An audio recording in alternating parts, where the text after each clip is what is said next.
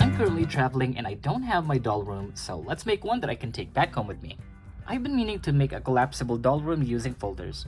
I'm going to use legal-sized folders with the measurements on the screen.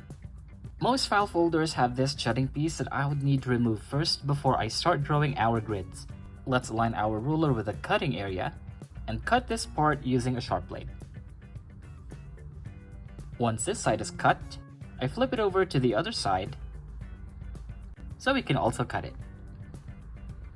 Since our folder has uneven sides, half of it will measure 8.25 inches and the other will be slightly under 9. I lightly draw grid lines on the wider side, and we will cut these rectangles out with a sharp blade so it would look like this. I already erased most of the pencil marks, but if there are leftovers, just make sure to clean those up for a neater look. I cover the other half with plain pink contact paper, so we have this back wall with half wall, half window. Now we could leave it white like this, but I want to see pink around our window, so I cut thin strips of contact paper. Starting on the white side, I leave it with a little area here, so there's no bunching when we fold it close. I also add contact paper on the short side.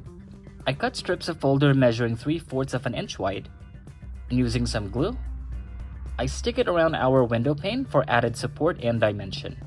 I cut more strips of folder about 1/4 of an inch wide. This is slightly thinner than our window pane, so I'm going to add it here to give it more dimension and depth. Using the scraps from the longer strips, let's add more support here on the horizontal sections of the window pane. This is what this side looks like when it's done.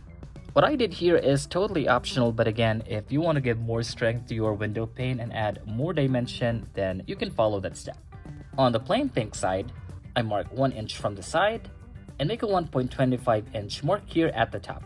We will use these as our guides, so the pink side of our wallpaper should have 2 rectangles. The higher one will be a little bigger than the lower one. I cut 1/4 inch strips of folder and cover them with pink contact paper.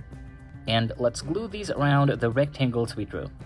I cut a thin strip of folder covered with pink contact paper measuring 1/4 of an inch wide. I glue it on a 1/2 inch wide strip, and let's glue it between the wainscoting we made earlier. I cut 2 strips of folder measuring 8.25 inches long. This one's a little bit wider than this one. This one is 3/4 of an inch, and this is just a little bit narrower. I glue the narrow piece on the wider one, making sure that one side is glued all the way to the edge. Then I glue it below our wainscoted wall as baseboard, so we will have this sturdy wall that could stand on its own. Now you can see that there's a white space here at the fold, which could be fixed by adding a strip of folder covered in contact paper. I didn't glue the strip in place, but I just stuck it there using some poster putty, so I can still remove it anytime. And since we want to maximize our space, let's flip it over. I cover this side with brick print contact paper, and also cover the surrounding areas of the window. And like what we did on the window on this side, I'm also going to do the same on the outside window. I get another folder, I trim the protruding piece, do the same on the other side, and I'll be using this contact paper with checkered pink print. I covered 2 folders, but I want them to have the same pattern, and I want these 2 to align. So I cut off the first row, and now they align perfectly.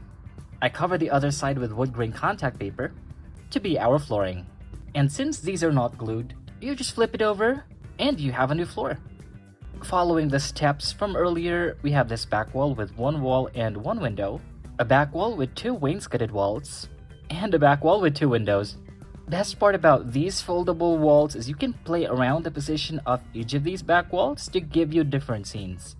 And if you want an outdoor scene, just flip the walls to the other side, add some fake grass, and you have a nice outdoor background for your pictures. I have this nice takeout bag. It's got some interesting prints that we can cut out. Let's remove the handles first. I cut out the printed area. I make a mark here measuring 4.5 by 5.5 inches. Cut through the marks. I made some adjustments to the cut, so now we have a piece that measures 3 by 4.75 inches. I get the cardboard bottom layer of our takeout bag. I glue on our picture with a 1/2 inch allowance. I decided to trim it down some more, so now we have a piece that's 3.75 by 5.5 inches. And using some poster putty, we can stick it on our wall. I picked up this plant from IKEA. Let's peel off the sticker, add it here in the background for a little museum scene. This is such a good way to make use of those paper bags, especially if they have interesting prints. Our project is long overdue, but I'm glad to finally make it even though I'm traveling. And aside from having 2 available scenes, you just fold our folders, and these walls are ready for traveling. Thank you for joining us in making our foldable folder room and doing a little bit of crafting. Follow us on Facebook and Instagram at Toys Collectibles and give us a like, share this video, and don't forget to subscribe to our channel for more videos like this. We'll see you next time.